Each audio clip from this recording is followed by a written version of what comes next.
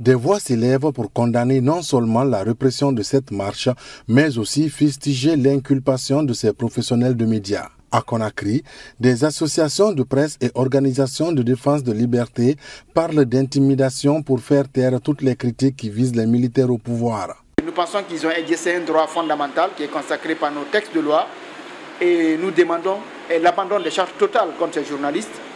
Et nous osons croire quand même que, en tout cas dans ce pays, il y a des juges quand même qui sont en train de faire preuve, en tout cas de leadership, mais aussi d'indépendance et de responsabilité.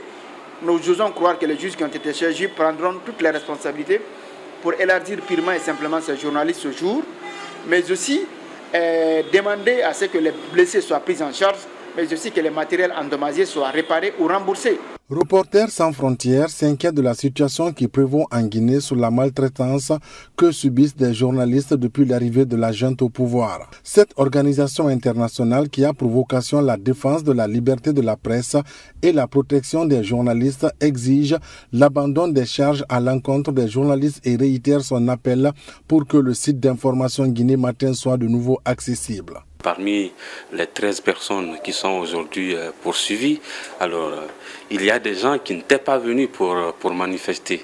Certains étaient venus pour couvrir cette marche pacifique. Mais aujourd'hui, tous se retrouvent dans le même lot. C'est pourquoi dans le communiqué qui est sorti, nous avons demandé aux autorités judiciaires d'annuler les charges contre les 13 journalistes qui sont poursuivis.